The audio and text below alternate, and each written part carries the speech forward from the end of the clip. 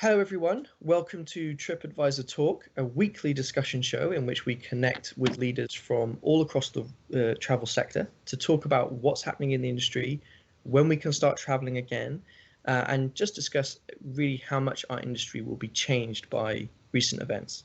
My name is James Kay. I'm a Director of Communications at Tripadvisor, and I'll be your host today. I am really excited to introduce a fantastic lineup of guests we have today. We have Damien Cook, who is founder and CEO of eTourism Frontiers. Welcome, Damien, with some friends in the background too. We also have Willem Niemeyer, founder and CEO of Yana Ventures. Thank you very much for joining us, Willem. I'm delighted also to welcome Nadia Hutagulong, who is a UN Goodwill Ambassador and a great champion of environmentalism. So we're very grateful for having her perspective on the call today. We also have Sonia Shivdashani, who's CEO and founder of Sonava. It's great to have you with us today. And last but not least, we have Dr. Anna Spenceley, who's an expert in the field of responsible tourism and also an advisor to Travelist, which is an industry coalition promoting sustainable travel. For full transparency, it's worth noting that Tripadvisor is a founding member of Travelist, so we're really pleased to have Anna join us today, all the way from Papua New Guinea, I believe. Now, as many of you may have guessed from the lineup we have assembled today, we're here to talk really about sustainability and responsible tourism and how we think that might evolve or change in a post-COVID-19 world. So without further ado, I'm going to jump straight into the questions. And I'm going to throw this first question over to you, Nadia. There's been a lot of debate about how consumers' attitudes towards sustainability may change as a result of COVID-19. Some argue that the disruption we're experiencing today is going to help focus people's attention on the damage that could be caused by climate change if we don't mitigate our behaviors.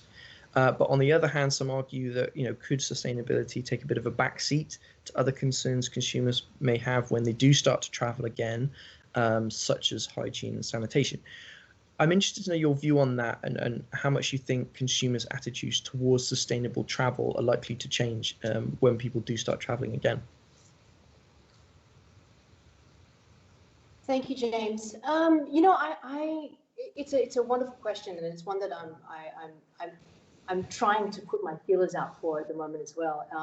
I can only hope that this is a great wake-up call for all of us, whether that we are the consumers, the developers, or the local stakeholders and communities.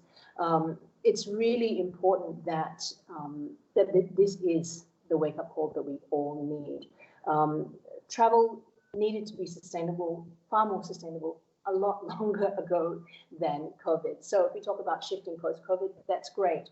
And it really does need to happen because we need to be, the way that I like to look at it is that if we were a guest in somebody's house, we want to know that when we leave the house, we're not leaving the host with a lot of mess to clean up, and they would want to welcome us back again.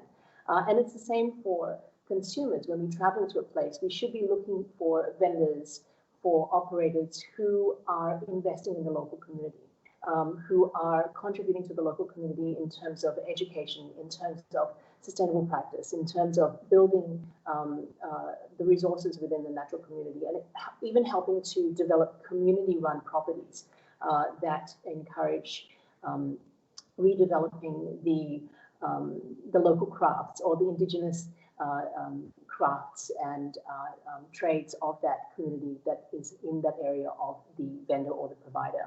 And this is the way that I've been traveling for years. And as a parent, I think it's also really important that we bring our kids into places where they get to experience the natural environment. We plant the seed for them to love the natural world and be guardians of those places. And we really should all aspire to be stewards of the land that we visit. So do I think it's going to change? I don't know. We're such habitual creatures. I can already see so many people who are just itching to get back to what their previous life was. But really, what's happening right now is we're just simply opening the door to what's going to be unfolding more and more often. So it's critical, even though it might be hard to do, it is really critical that we take this time to actually arm ourselves with new tools for this new world reality that we're entering into, and that is as consumers and also as vendors. Great. And I guess switching to sort of an operator's perspective, and Will and Sonia in particular, I'm interested in your views on this.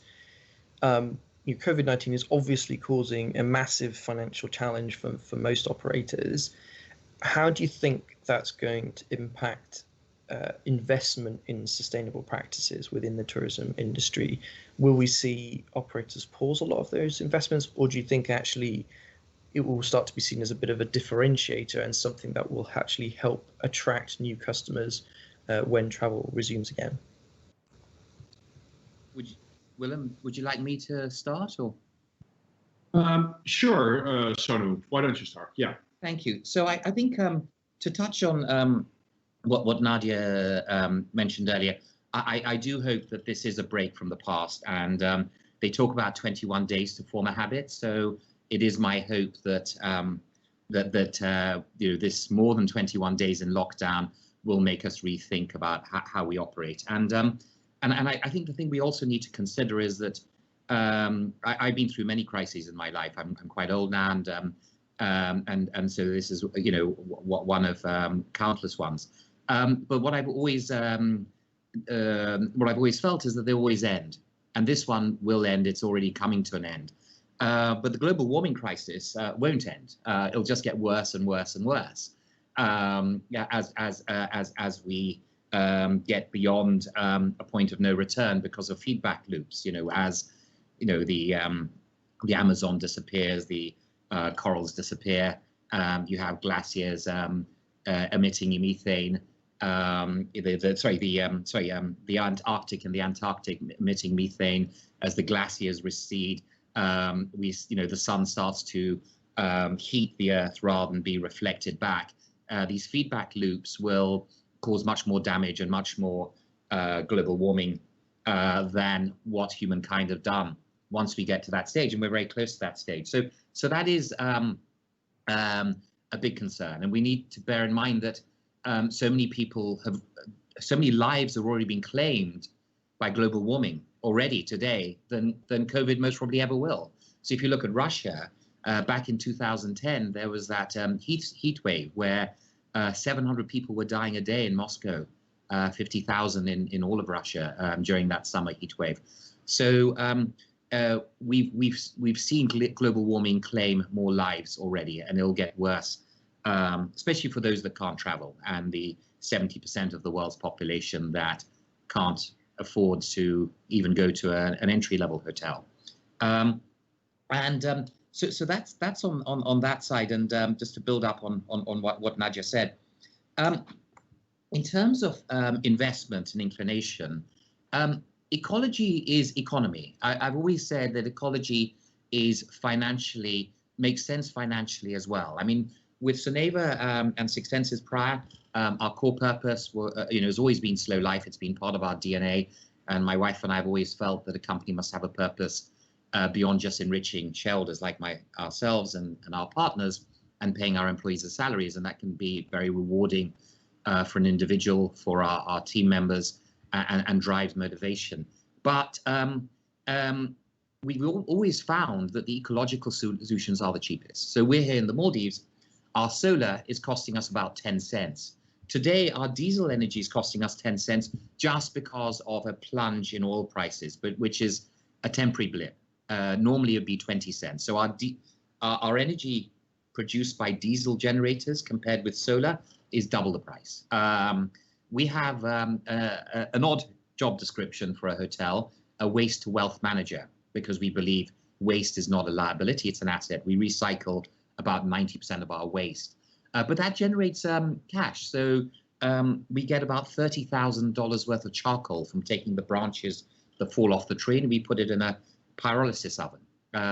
We make $60,000 of compost that goes into our gardens that then produce a couple of $100,000 of vegetables that we don't have to buy in. We banned branded water in our hotels back in 2008. So no Evian, no Vitel. And apart from the obvious ecological benefits of taking a linear process and making it circular, we also discovered that there was the financial saving. So instead of buying the Evian Vitel, the cost of our water went from 20% of water revenues to 2%. That 18% we didn't keep ourselves. We gave to a charity, the Soneva Foundation, which we set up. It's a British charity, and 800,000 people have been given access to clean water as a result. But a normal hotel operator could have just kept that saving. So they would have avoided waste, helped the planet, and been financially better off. Amenities, we've never had these funny Bulgari or, branded toiletries. We've always had these beautiful ceramic containers and these big 5-liter drums that are refilled from our supplier. And our amenity cost has dropped to something like 5% of our competitors. So instead of spending $150,000 for the hotels of our sizes, we're spending about $10,000 to $15,000 instead. So ecology is economical. There are of course some elements like capex. You need some capital to invest in solar and some other energy saving initiatives. And potentially operators might not have the liquidity to do that. But you normally find that if the business is fundamentally sound, and if you've maintained a good relationship with your bankers, your lenders were going to want to finance these items because they'll want you to get back to profitability sooner rather than later. And the payback on these initiatives are very good. And there are a lot of things you can do like waste management and so on. It's more of a state of mind rather than a capital expenditure issue. So so my view is no. I don't think the current situation would. I mean, in few cases it could be the case, but I don't think the current situation should let operators off the hook of trying to continuously peel that onion of sustainability. Each year there's a new layer of new ideas and initiatives. Well, would you what's your perspective on that? Would you agree with that? Yeah, I do agree on this. I think if you look at our the two eco lodges that we run, which are much smaller in scale, and one of it is actually a not-for-profit project, but we keep on investing in sustainability going forward. It means that our staff, we can maintain our staff, even though we don't have any revenue coming in. Staff will understand that, but they can also keep on working on the sustainability efforts that we do in the different lodges. So, for example, we have a reforestation project in our eco lodge in southern Thailand, which just continues to go on. We had it for a longer time. It also means that we can maintain touch with our former clients who may have contributed to this project, and we just keep them updated on the progress of the business. I think overall, there has been a move towards tourism for good. We see that more and more coming up in more and more projects. Even large players are understanding that this is very important, that people travel, but they want to be involved in the destination, and they want to give something back to the destination where they are a visitor. And that particular aspect of travel is very, very important when we talk about recovery. When you were asking about investment in hospitality and the travel business, I think these are the projects that will attract the most investment from now on. As a matter of fact, one of our companies is setting up more luxury lodges in very, very remote parts of Asia, and there has been quite a bit of demand for this. And that has to do that, as you can see, overall, there is this draw of people to seeking locations where they can be away from it all. Actually, digitally disconnect these type of places, and they are harder and harder to find And this is a good thing because this means that there will be a spread of the tourism dollar, where we can involve local communities and also conservation and community projects to be part of the whole business model. What Sony just said, a business needs to have a purpose that is beyond giving back to your direct investors and a financial benefit. So this is something that we see throughout the world going on, and I think hospitality is one of the leading industries in this. So I'm pretty positive that that investment will come. Well, it's actually not even stopped, and will come back very, very fast after this. Great, and I think when we think about sustainability and responsible tourism, one of the major elements of that is the impact of operations on local wildlife. And this is where I want to bring in kind of Damien and Anna for your views. There's been a lot of headlines around the fact that now people have stopped traveling. What's the impact on local wildlife been? On the one hand, you have people saying, well, it's kind of given wildlife a break from human interference, and that's been a positive thing. But on the other hand, particularly tourism and travel helps fund a lot of important conservation projects. So I'm interested to kind of get your perspective on the ground of what the impact of COVID has been, particularly around wildlife and conservation, when you consider the impact of tourism. Sure. Well, obviously, as you can see, I'm sitting in the middle of some wildlife as we speak, at probably one of the most iconic hotels in the world, Giraffe Manor. But this is not just a hotel. This is a conservation project. This is a giraffe breeding center for Rothschild giraffes, which at the time this hotel opened back in the 70s, you're looking at a population of about 80 or 90 giraffes that were left, now over 1,000, that they managed to bring the species back directly through the support of tourism. This hotel has a bed levy where part of the fee of staying here goes directly to support giraffe conservation, which is then expanded through a collection called the Safari Collection, which this hotel is part of, to support conservation initiatives across the country, and have actually dispersed $1 million into the conservation realm. So while it's true that we have seen the planet take a breather effectively, and we've seen the environmental impacts of that, and certainly on wildlife, a lot of the issues that we saw created by over-tourism have been mitigated, and we've seen some positives from that.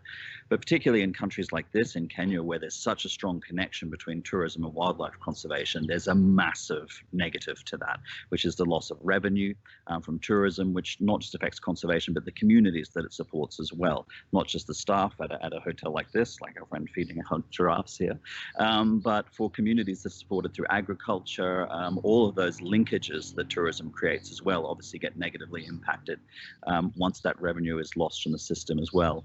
I really think that we cannot deny the connection between tourism and the spread of this virus. If we look at what last year everybody only talked about one thing in tourism, in the tourism realm, which was over-tourism, that term, we certainly have solved that problem. But we have to see the connection between the hubs of over-tourism in Spain and Italy and elsewhere, and the hubs of viral spread. Travel did play a role. So I think this is a really important time as we look at how travel is being reassessed, and we look at how travel is going to come back, to make sure that we find that middle ground between the positives we've seen from the reduction of numbers and the impact of tourism and over-tourism, to coming back to a realistic, more sane tourism world where people make smarter decisions, healthier decisions, and we see a more empowered traveler who's more aware of the impacts of their travel, both onto the destinations and potentially to themselves, and make better decisions and spend those travel dollars to support projects like this, and make sure that conservation of those resources that they're coming to experience are a critical part of that journey. Anna, do you have any feelings on that? Thanks, Damien. I have to say I'm incredibly jealous of your giraffe backdrop, and I wish I had some behind me too. So as soon as I can travel again, I'll be over there. I'll be sure to see yours. No, I completely agree, Damien, with what you're saying. In terms of conservation impacts, we've seen how wildlife and natural areas have really been thriving with a lack of visitors. We've had reports of turtles nesting undisturbed on beaches in India in their thousands. Lions are napping on the roads at the Kruger National Park. Peregrine falcons are returning to Corfe Castle in the UK. And I think that people living close to natural areas and people that visit them are going to want to ensure that we re-emerge from this crisis stronger and with better management of these destinations so that they're better for wildlife, for visitors, and also for local people.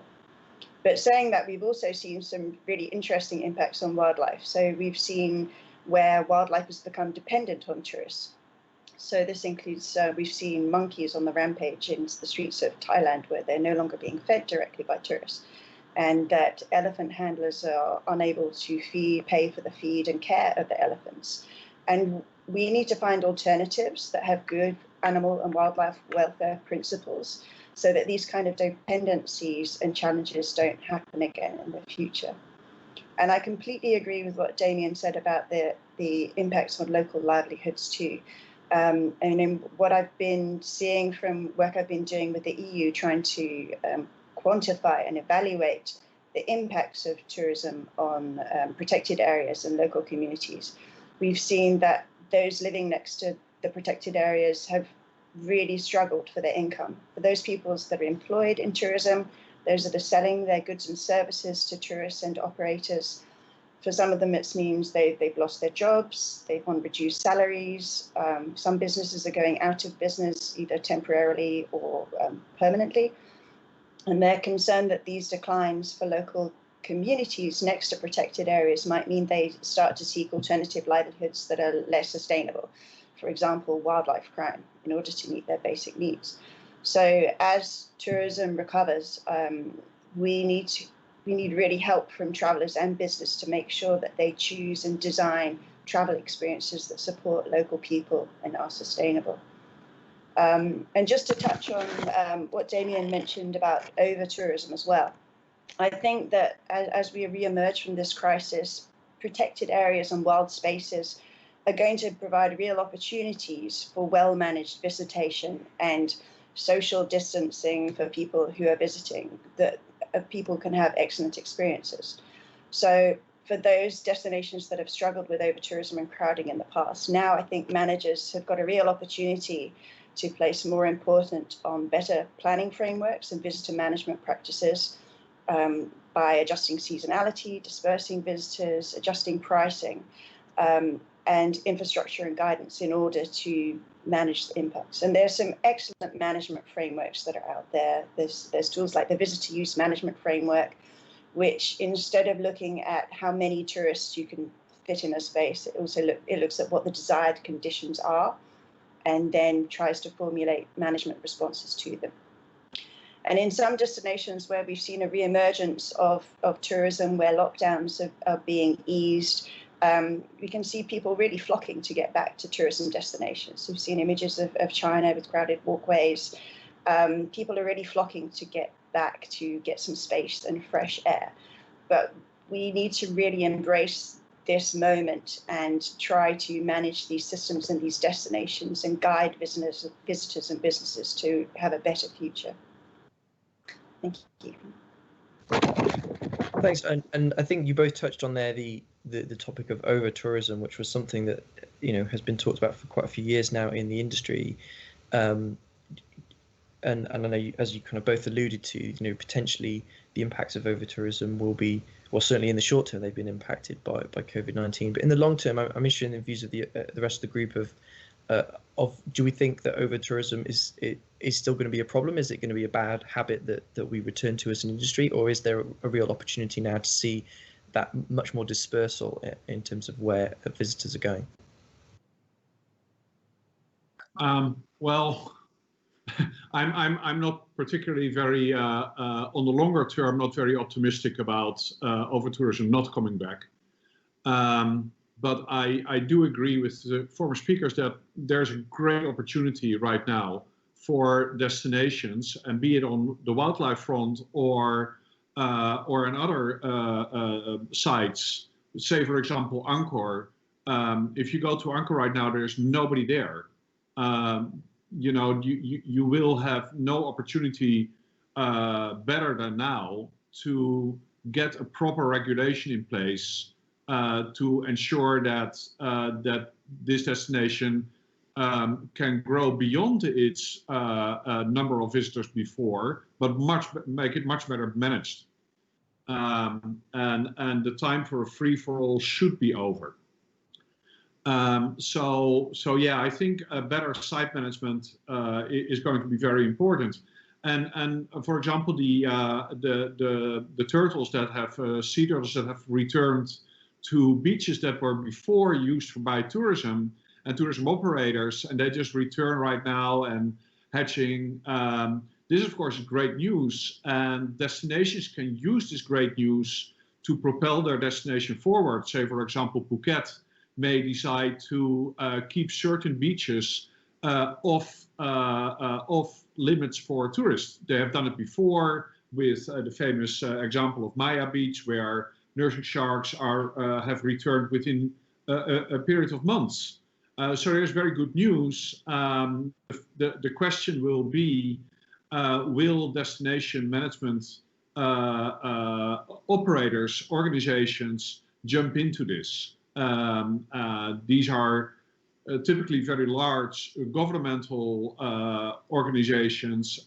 So I think the private sector will need to play an important role in leading that initiative to make sure that post-COVID, and there will be a period of time, it won't be, as far as I can see, a quick V-shaped recovery to former levels. So there's some time to do that. It is more about, is there at this particular moment already a discussion going? Is this, to speak with a word that is being used very often, is there a narrative going right now amongst the private sector and the governmental sector? Or is all the effort going to, we need to be back open? I will be the first to say we need to be back open, but we need to be back open and ensure that we come out of it much better than we came into it, and seek proactively solutions for preventing over-tourism. It's simply not necessary to have over-tourism. We need a better visitor dispersion. We need to make sure that the tourism dollars get spread, and that communities and wildlife and conservation all benefits from tourism. Yeah, I mean, I think it would be a great goal to manage over-tourism, but it's very rare that happens. So you have the Galapagos, which is a fantastic example of managing tourism, where there's a huge premium. So if you're a boat operator and you want to get into the Galapagos, you pay crazy amounts of money for an old boat. So a boat that might cost $1 million, you end up paying 20 or 30 million just for the bed license. And that's amazing that the government have managed to control that. But it requires a lot of discipline. And of course, as politics becomes competitive, as it becomes democratic in societies, politicians naturally want to please the voters. So they need income to pay for schooling or hospitals or whatever. And we see that in a lot of developing economies, where the governments see tourism, especially where tourism is a big driver. A lot of the destinations where we've operated in, now as Soneva, in the past as Six Senses, tourism has been the main source of income, main source of GDP of those destinations. And so they've tried to milk the tourism cow. So I think it's a great aspiration, but it's challenging, to expect that to happen. And I think also I like Anna and Damien's aspirations, that we want consumers to select properties that are more sensitive to the environment, more supportive of the community, etc.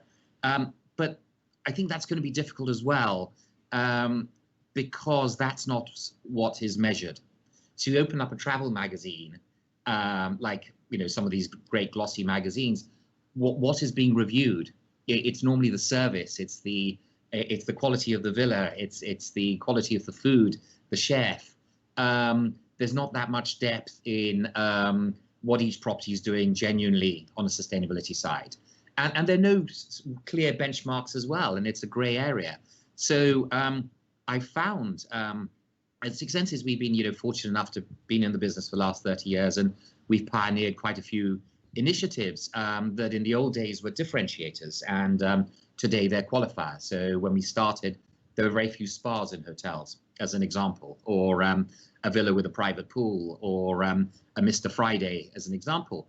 And those sort of things, we found our competitors adopting very quickly, within a period of 6 to 3 years. Today, it would be commercial suicide to open a luxury resort without a spa. They were adopted because the competitors realized that consumers would see this as a competitive advantage. They just wouldn't go to their hotel, and we'd win market share. Unfortunately, consumers don't know the sustainability side. So the only area where sustainability has caught on, and mainstream operators, we talked about the big chains earlier, where some of the big hotel groups have started to adopt sustainability, is where it has become, there has been consumer pressure. So a perfect example is plastic. You're seeing all the mainstream chains now talking about eradicating single-use plastic by 2020, 2021, 2022. It's a great aspiration, but what has led them to make that decision? I'm not sure it was a conscious priority of the organization to say, this is what we believe in and this is what we should do, because the mainstream chains are competing with other mainstream chains. And if you're a hotel owner, you could go to Marriott or Sheraton or Interconti, or one of the Accor's brands, or some of the other brands. So you don't want the operator to make your life too difficult. So they have a challenge. But because plastic has become, there's been so much consumer awareness about plastic, they felt that they've been able to do that. We've seen that with shark fins as well. So a lot of hotel chains 2 or 3 years ago decided to restrict shark fin even in their Chinese properties, even at the risk of incurring the wrath of Chinese owners. But they managed to convince their owners that that was overall good for the property, because it would actually generate more business, because consumers had caught on to that. So I think the secret is consumers to drive behavior, because hoteliers are going to want to have guests in their hotels. So they're going to want to do things that either render them more attractive, or at least prevent them from not having any tourists because of doing something abominable. So we've got to do a bit more of that. We've got to somehow get under the bonnet of the car. And that's really the problem. We're just seeing this beautiful car from the outside, and we're sitting inside, and the lovely leather seats, and turning on the engine, but we're not really looking under the bonnet. And I think if we can do that, then and consumers can understand that and can benchmark one from the other, you might see consumer choice driving behavior of operators. I also think there's an economic element to this. I mean, there's a lot of buzz now about tourism reopening, but I think when we look at the realistic picture, it's still going to be slow. It's going to be phased. There's a lot of hype around airlines starting to fly, but these may be tickets for flights that may not happen. We're starting to see bilateral bubbles form of destinations signing agreements to accept each other's tourism. And I think this has created a unique economic opportunity, in that if you realistically look at the picture now, those mass tourism operators that require volume to survive are really going to struggle for at least the next year or two to attain the volumes required to sail a cruise ship, to operate a charter airline. We find ourselves in a unique opportunity in which the smaller the business, the greater the opportunity. A smaller bed hotel, a boutique property, a smaller, less volume tour operator has a lot more opportunity now to find economic sustainability in the market that we're moving into.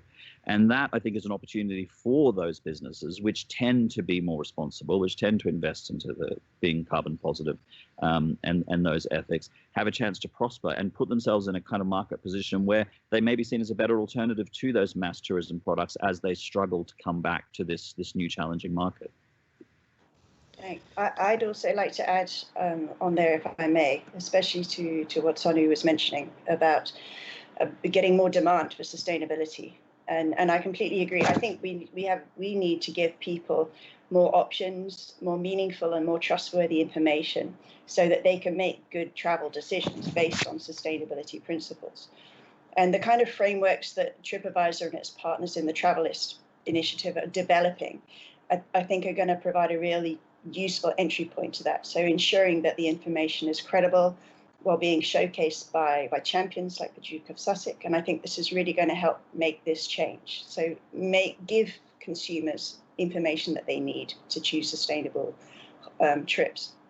But I think that action needs to be coupled with support from governments and also financial bodies to provide the kind of support that tourism businesses need to transform into good business models.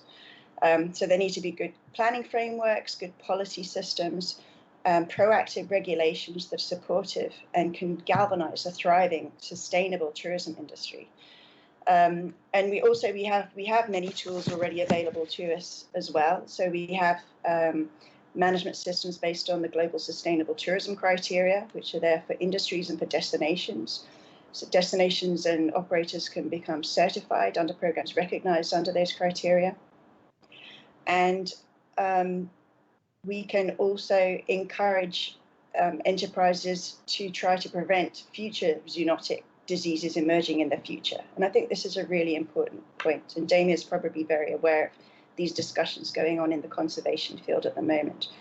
So businesses and destinations really need to play their part in trying to prevent this kind of thing with future coronaviruses. So practical steps they can take include relating to supporting biodiversity conservation, managing the wildlife interactions where there are animal experiences, supporting good animal welfare practices, and also addressing issues around wildlife harvesting and trade. And principles for this that are very well established under the GSTC criteria are available. They're well known, but we really need industry and travelers to understand that the role that they can take in good for the future. Can I just jump in there? I think it's really important that, what we're all trying to talk about is the education and what we want the consumers to do and how we want them to use their wallets to vote, right? And that really comes through influence and education. So what needs to happen is we need to think of how is the best way that we can educate the consumers, right? And inform them through the media and also do some media training and help to reestablish what the benchmarks are of good practice. The benchmarks are of good business. The benchmarks are of good tourism. And so that becomes the topic that people want to be talking about. And then it brings it up more and more for consumers. And with it coming to whether conservation has taken a hit through COVID, yes, the natural environment is taking a breather, but conservation outfits are really taking a massive hit. So for example, Ol Pejeta, which is in Kenya, the home of the last two remaining northern white rhinos, I think they have a loss of $5.5 million this year due to the loss of tourism dollars. And those guys are doing the critical work in terms of trying to establish the gene pool of the northern whites, and that's, I'm not sure how well that's going to go, but they're doing good work there in protecting the rhinos and some of the elephants in their conservancy. And also in Indonesia, we have anyone who's any of the conservation outfits that are directly linked to tourism dollars are seriously taking a hit. So if there's any way, especially when we're looking at endangered species, that we can encourage consumers to support tourist destinations that are investing in conservation outcomes, I think that's really, really critical. So it's not just that they're going to go and visit some elephants that are performing tricks, but they're actually going to visit places that are actively investing in securing habitats or re-establishing corridors or any other way that is actually helping the species to, delay their extinction. So that would just be one chip in there from me about the conservation aspect of things.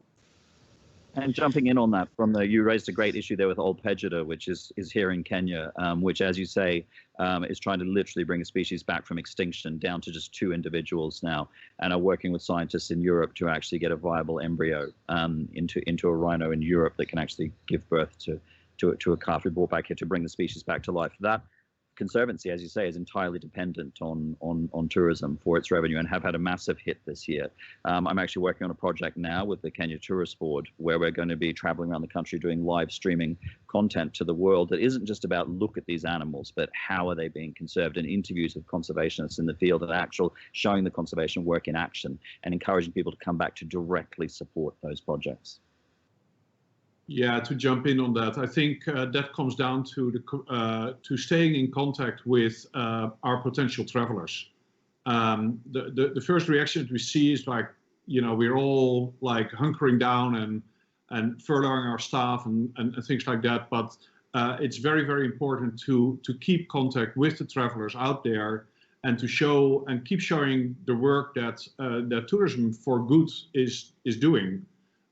So there is this focus, because it's not just about it's a higher purpose that Sony was earlier talking about, and that is very important. It shows like from what I see in the media, it seems to be more about the financial damage that's being done to the travel industry, which of course is undeniable, as with many other industries.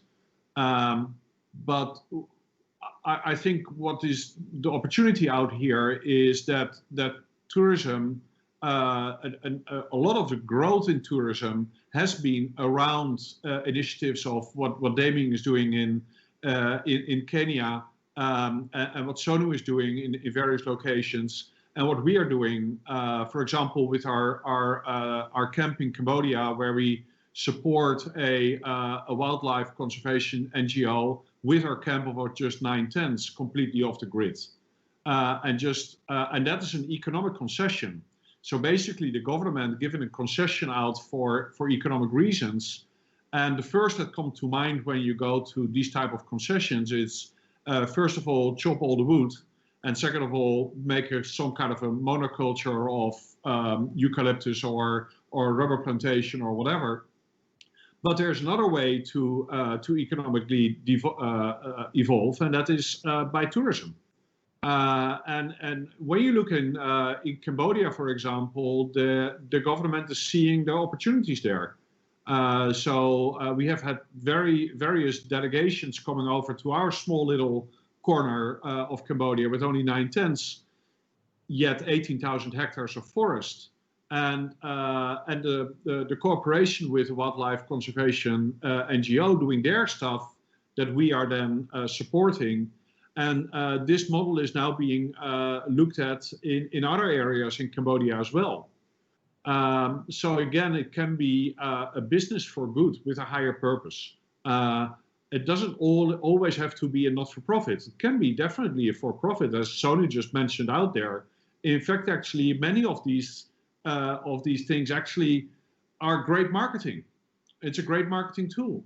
And Damien is perfectly using this. I mean, you're seeing a couple of giraffes behind him. You want to go there. What better marketing is there? So there's a lot to be optimistic about. But again, I think we need to, and this is a great forum. Tripadvisor is a great forum for that, into making this a top item on the agenda. Not just only the financial recovery of airlines and big hotels and mass tour operators, as Damien just mentioned, but really about what is tourism really contributing to the world: community development, education, and of course nature protection. Thank you. And I think sorry. Go. Yeah, I just wanted to throw in there. There is a sort of a sentiment that's brewing, I think. There's a company called Pangaea, based out of the US, and they're a material sciences company. So they're developing new textiles using very sustainable manners, agri-waste, natural dyes, plant-based dyes, all of these kinds of things. And the minute they put a product online, it sells out within hours. So the consumers are looking for better products, right? And then there's also, if you marry that also with what Olpajeta is doing, they do these sofa safaris. And this is great for any of the operators out there, that they can tell their stories through their own media devices, through their own words, using their own platforms like Instagram. So Olpajeta does these sofa safaris, and I was very honored to be invited to join one of their sofa safaris where they wanted to name a rhino after me. I actually named it after the sanctuary in Indonesia, and named it Barumun. But what they're doing through this is they're showing their operations. Now, you may not have animals to show, but you can show what you're doing in terms of how you're creating impact, positive impact within the local community, because that then gives you that same Pangaea effect. People will want to come and visit you because they want to be able to contribute meaningfully. Well, I'm hoping more people who will be wanting to contribute meaningfully and positively to their environment. And hope is something that we, as an environmental advocate, is something that sort of comes and goes with me, but I really do hope to instill that reigniting hope within the community and the businesses, that we can encourage our consumers to do the right thing and just show them what we're doing, show them what you guys as vendors are doing, because people will want to be a part of that. Yeah, and I think that's a good segue to kind of really go around the group for some final thoughts, and in particular, I want to throw out there, hearing a lot in the conversation about, the need to work together as an industry, but also ensure that, we're driving the right behaviors through education of consumers. And Sona, I know you mentioned, the example of the plastics campaign, which was a very kind of simple message to consumers that seemed to really resonate, and it drove a lot of behavior on the operator side. If we wrap up the conversation, I'm interested in final thoughts from everyone on how the industry can be working together in a more collaborative way, in a better way, to ensure that the message around how to travel sustainably and responsibly is really clear to consumers. How do we make that message a really clear one, given the complexity of the topic area? And I'm going to go first to Sona, if that's all right. Yeah, I think it's sort of forums like this where we explain what we're doing. Anna mentions various benchmarks, which are good. The thing is, it's just so sustainability in a hotel. It's just how do you say, it's so evolved. So we started with this, when we opened Soneva Fushi back in '95. That was our first hotel, and I liken it. I referred to the onion. I feel it's like that, because every year there's just a new skin to the onion that you discover and you unpeel. So, for example, last year we decided that we would adopt a different approach towards pest management in terms of mosquitoes. And we had a pest management company that was doing the standard fogging, and we realized that wasn't really helping. It was killing beneficial parasites and insects and things like that. So we decided to work with a Dutch entomologist who'd been studying entomology for the last 30 years. And we have these buckets. So there are 500 buckets around the island.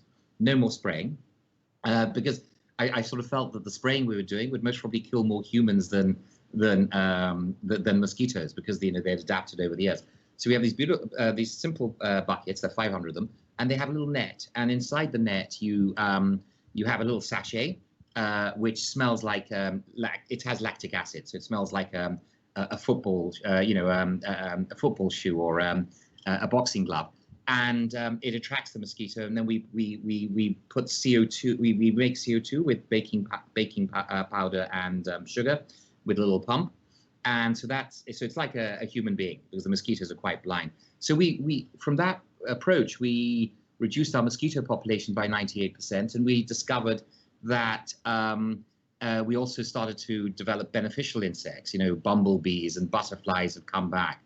So it was a small example, but I'm mentioning that example. I'm digressing a bit, because as you push towards sustainability and trying to do the best thing and working in harmony with nature, you discover new things all the time. So you might find a benchmark that was set up 5 years ago becomes very dated, because some of the thoughts have progressed in terms of what you could do. With waste recycling, it's been the same thing, where we're taking we ban branded water, so we don't have any water bottles that we discard, but there's still the spirits bottles, the wine bottles, and we turn that into art. But now we're doing the same with plastic and trying to create plastic into art.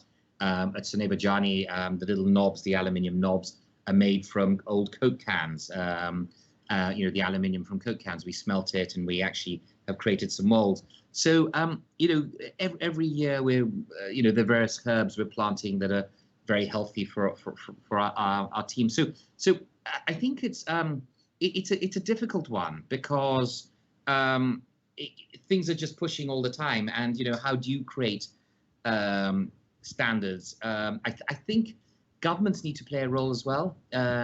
Price Waterhouse talked about the total impact management and measurement tool. They developed that a couple of years ago, the TIM, and they went to a couple of governments and explained to them that two separate hotels would have a completely different impact on the country and the community and the economy. One could be a mass market tourism example, let's say, where it's just one nationality not coming into the country in terms of that operator that operates that hotel. They have tour guides that come in speaking just that language, so the foreigners, the people from that country can learn. So there are very few locals. They import a lot of food from that country because tourists want to eat the same food as home. So that's a nightmare scenario where what they do is they actually destroy the quality of life for the community and undermine it. It's a bit like, I think people have often referred to Spain, the Costa Brava. The Spaniards sent the Mayans in retreat up in the hills in South America when Christopher Columbus discovered the Americas. And in a way, the Germans did that with the Spaniards, more recently, because in the past, if you lived in the Costa Brava, you'd have a beachfront property, fish would be very cheap, there'd be a lot of arts and crafts. And then suddenly the German tourists came with these big concrete jungles, employing just Germans, with serving just German food. And the locals could no longer afford beachfront property, so they had to retreat to the hills. The cost of fish went up and other resources, so their quality of life degraded. And so I think things like TIM, measuring the total impact, total impact measurement method that, say, PwC have put together, is something that governments should start to adopt, and then insist that hotels have a strong TIM where they're actually supporting the community rather than and enhancing the quality of life and the overall happiness. Gross national happiness rather than GDP. And I think that's the problem, is we're very often measuring the wrong things. As Robert Kennedy said back in the 60s, GDP, it measures everything except that which makes life worthwhile. And the King of Bhutan, I think, took that on and created the Gross National Happiness Index. And I think governments need to do the same with travel and tourism and try and establish and prioritize and support and incentivize operators to create the greatest happiness to the community within which they operate. Great. And Anna, if I can turn to you for some final thoughts as well. Yeah, sure. I think, James, your point about collaboration and coming together in this crisis is really important. And I think we are already seeing that in the travel sector, that people who may have been competitors in the past are starting to work together. And sorry, my cat is joining the conversation too, because he has things to say. I don't have giraffes, but we do have a cat.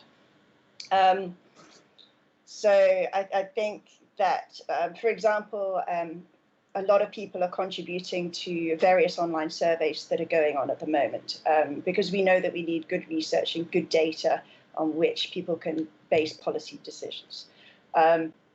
And in terms of what I think is the most immediate urgency of what we need to do, is to try and protect the tourism sector from the economic damage that is taking place now. And that is going to need collaboration and huge effort. This means protecting jobs and livelihoods of people in the tourism value chain, supporting the businesses that employ them, and also vitally sustaining the natural and cultural and other attractions that are financed by visitor spending. And some of the collaborations that might take place might be responses like financial stimulus packages, policy adjustments, technical support to help people survive and thrive again. And so these are going to need collaboration by people in the tourism industry, so individual operators and their associations, governments, international organizations, development banks, and many other stakeholders too, to make sure that what we do is for the good of the people, for the conservation, for wildlife, and that we can really re-emerge from this stronger. Thank you. And Damien, if I can come to you next. Sure. I mean, I really think that from a lot of the discussions I'm having with destinations around the world, more and more people are seeing this as an opportunity for reset. They're taking this time to rethink and reassess the direction they're headed. And I'd come back to that issue of volume and mass. And I really think that's something that people are looking at, and particularly how they manage financial yield of travel as well. And we can't deny in this conservation space that this is a crisis that emerged from nature and from human pressure on nature and exploitation of natural resources, which had been pushed to a degree where zoonotic disease transmission became part of the human experience. But we need to take that just beyond that issue alone of wet markets out to the impact of human population on travel as well, and that we were being driven by a capitalist model where every inch of legroom was a profit margin, where every tourist crammed into a hotel or through a security processing channel at an airport that was driven by volume. And that's created issues now that are reshaping the industry. And it is about reconsidering the role of mass within that, and looking at potentially smaller tourism, high yield tourism, high profit tourism. And a fundamental part of that is visitor experience as well. I think people, as they will see, as you mentioned, Willem, at Angkor Wat, are having an unbelievable experience now because of it's become more individual, it's become more personal.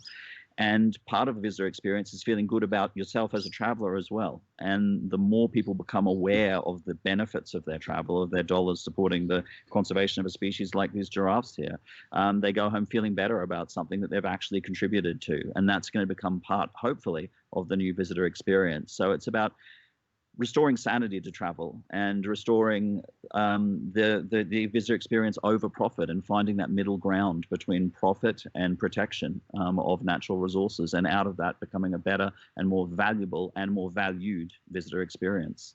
Thanks. Yeah, Willem, if I come to you for some final thoughts as well. Yeah, I agree. Sanity back in tourism, that would be a good one. Exactly. I think we have been looking more and more at the commoditization of travel, just bringing it down to basically a hotel room at the cheapest price.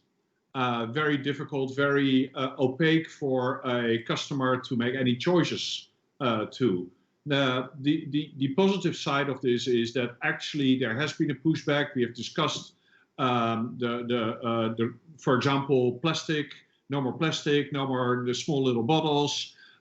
So there is this movement. And also we have seen a very clear movement where more and more travelers, as they become supposedly a bit younger, are interested in making sure that within their travels, they contribute to either conservation or the local community to learn something. So this whole experience part of travel has moved to the next couple of levels. It perhaps started with a cooking class, or maybe if you're hospitality, having a herb garden on your property. And from there on, it became more and more an issue, taking lessons and of local crafts and arts, and therefore getting more and more people involved in the tourism trade. The downside of that right now is obviously, but everybody suffers. So, including local communities, and that is if this continues for a much longer time, and we see this already a little bit, is where some of the people that we have been retrained, for example, villagers we have retrained in guides, taking travelers out to over trails, are now returning back to their old, poaching, because you need to make money somehow. And for them, if there's no hope in, well, this will come okay, then this is really not a good thing. So there's going to have to be, and it was mentioned before, a lot of cooperation between the private sector and governments and non-governmental organizations. But I believe that the private sector has a very big role, maybe the biggest role to play into keeping this as an agenda point really at the top of the agenda. And that's going to, some elbows need to be used in that. Otherwise, we take the risk of reverting back to the bad old days, so to speak. Great. And Nadia, if I can give you the last word.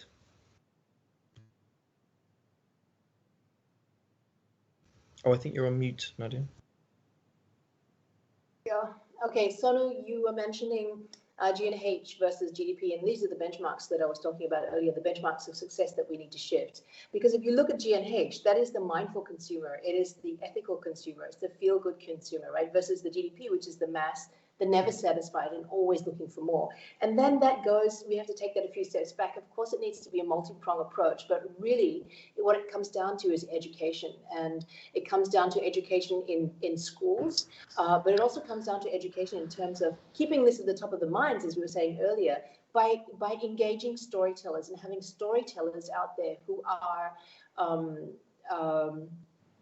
are well-versed in the subject matter, who you kind of take on like in a mentor role. You know, you start to groom them and help them to understand what the real critical needs are.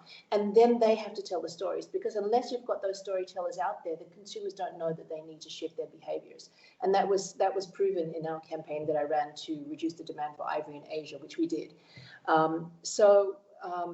I think storytellers are really important, and education is absolutely critical, because we need to educate consumers, educate the next generations to move from a place of apathy to a place of empathy, because unless we have that within us, there's no way that we can care about the environment. There's no way you can care about environments, giraffes, orangutans, elephants, any of those things, unless first and foremost you are well, and you have this sense of empathy within you for something outside of yourself. So I think it's really critical that we look at this, and, you know, from all kinds of approaches.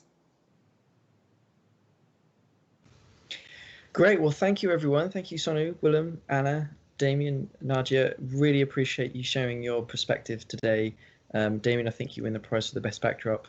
But really fascinating insights and discussion, and I think really certainly food for thought as an industry as we look forward to a post COVID-19 world, and how important responsible tourism is going to be for that future.